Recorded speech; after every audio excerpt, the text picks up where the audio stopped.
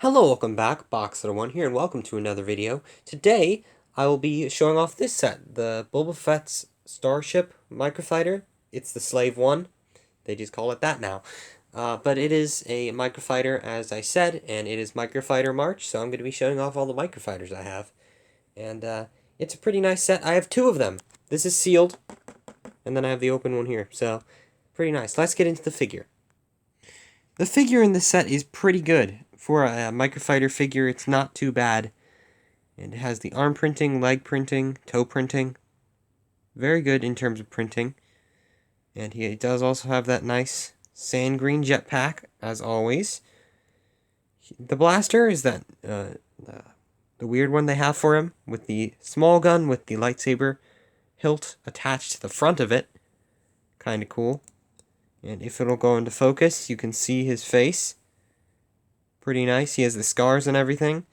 This is the same one that appears in the... it appears in the Boba Fett's throne room, which I don't have, but I'm pretty sure it's the same one in there as well. It's a pretty cool figure. And let me show you a different head that I have, actually. As you can see here, a very similar head appears in the Desert Skiff and Sarlacc Pit set that I have, and I showed off previously. If it'll focus, you can see the main difference here is that this guy is slightly more smiley, and he also has stubble on. This one does not. So, kind of interesting there. A bit of a difference in the prints. Ooh, something fell over. As I was going to say before half of my room collapsed, that is it for the figure. Now let's move on to the ship. The ship's pretty cool in terms of color scheme and everything like that. It does have a couple play features as well, but my favorite thing about it is definitely the colors.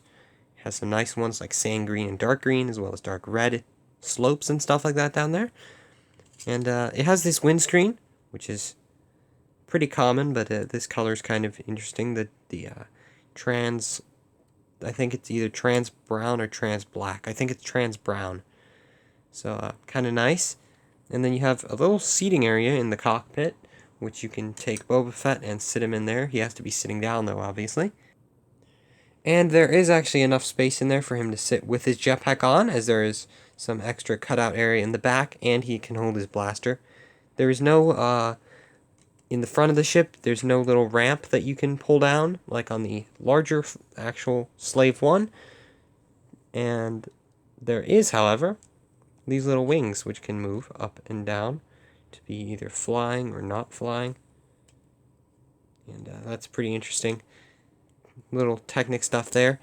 And then these are also flick fire missiles at the front, which I'll just push out so you can see how they are. Just a lightsaber hilt, this little stud with the little bar on top, and then this thing. I don't know what to call it. I just call it the spring-loaded shooter. Or not spring-load, but the flick fire missile. That's all I call that piece. That's basically it for the ship. Now on to my opinion on it. My opinion is that this is a pretty good set. It's not too bad.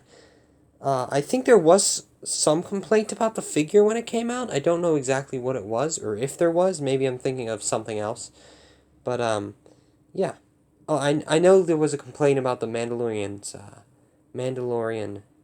the Naboo Starfighter one, because it was like $20 or whatever, but or 15, I forget exactly. But this one, I think it was $10 retail price, maybe 12, maybe 13. But either way, I think it is definitely a nice little set, and it definitely has some nice pieces, and the figure's pretty good as well. Anyway, I do hope you enjoyed, and I shall see you next time. Goodbye.